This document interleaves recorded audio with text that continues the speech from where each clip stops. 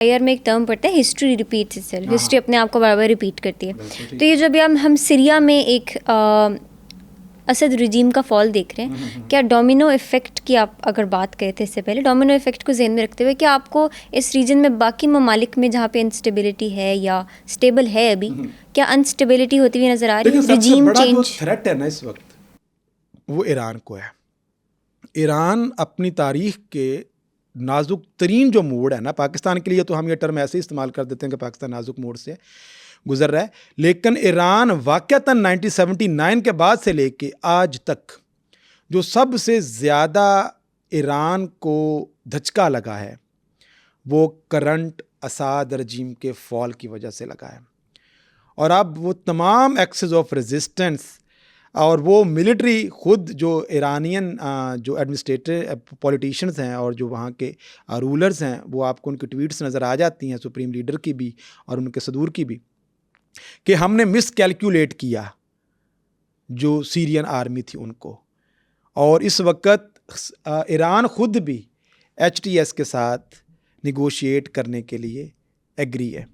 اب وہ جتنے بھی ممالک تھے جو پہلے پرو ایرانین تھے یا so called axis of resistance کا حصہ تھے، وہ سارے کے سارے اب ری پوزیشن ہو رہے ہیں.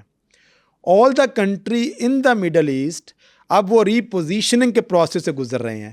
کل کو جس چیز کو میں غلط کہہ رہا تھا، آج مجھ کو اس کو سپورٹ کرنا ہے. کل جس کو میں سپورٹ کر رہا تھا، آج مجھے اس کو غلط کہنا ہے. ٹھیک ہے، کیونکہ اب غلط کہنے میں ہی میری بھلائی ہے.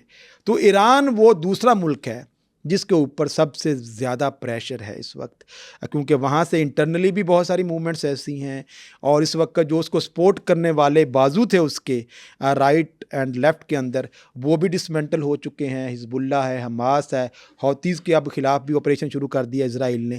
تو ایران جو ہے وہ دوسرا ملک ہوگا جس کے رجیم کو خطرات لاحق ہیں کرنٹلی، اور اس کو اب ایگزسٹنس کے لیے اپنی بہت پھونک کے قدم رکھنے پڑیں گے. ٹھیک ہے، اور اس کے علاوہ آپ کو اوپر لیبنان نظر آتا ہے، جارڈن اور ادھر عراق، ان کے اوپر بھی ان کے جو اثرات ہیں وہ بڑے دور رس ہونے ہیں ایچ ٹی ایس کے آنے کے بعد. ابھی تو انتہائی ارلی سٹیج پہ جو پروسیس ہے وہ سیریا کا چل رہا ہے.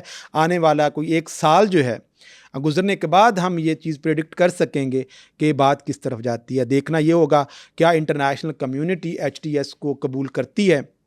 کیا ٹرکی جو ہے، اگرچہ انٹرنیشنل میڈیا جو ہے اسپیشلی ویسٹرن میڈیا میں دیکھ رہا ہوں تو وہ ٹرکی کو اس کا بہت زیادہ کریڈٹ دیتا ہوا نظر آتا ہے، حالانکہ ٹرکی یہ کریڈٹ لینا نہیں چاہتا، کیونکہ وہ کریڈٹ اگر وہ خود لیتا ہے تو اس کو پھر ایران کے ساتھ جو اس کے اپنے تعلقات ہیں وہ چیلنج ہو رہے ہیں. اور پھر ایچ ٹی ایس کی گورنمنٹ کل کو اگر اس کے انڈر ایک حکومت بنتی ہے پرپورشنل ڈیموکریسی کے اندر، تو کیا وہ کردوں کو یہ ریئلائز کروا پائیں گے کہ آپ، یا کردستان کا ایک علاقہ، آپ کو پتہ ہے کہ کرد بیچارے وہ ایک سیکٹیرین گروپ ہے جس کو ایک علیحدہ ریاست ہونا چاہیے تھا. ٹھیک ہے، سیریا کے اندر، ٹرکی کے اندر 3-4 ممالک ہیں جہاں پہ یہ آباد ہیں. ٹھیک ہے، اور بارڈرز کے اندر ہی، اور ہر جگہ سے ان کو مار پڑ رہی ہے. ہر ملک ان کو اپنے لیے تھریٹ جو ہے وہ سمجھتا ہے. اور اگرچہ وہ برطانیہ نے بھی ان سے وعدہ کیا تھا کہ ہم آپ کو ایک انڈیپینڈنٹ اسٹیٹ بنا دیں گے، اور بار بار ان کو یہ کہا گیا، لیکن یہ چیز پھر ہو نہ سکی.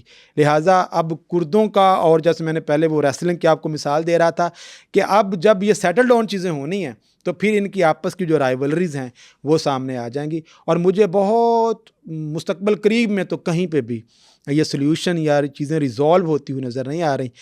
مجھے تو یہ لگ رہا ہے کہ آنے والے جو دن گزر رہے ہیں یہ مزید اس چیز کو کمپلیکیٹ کرتے جائیں گے.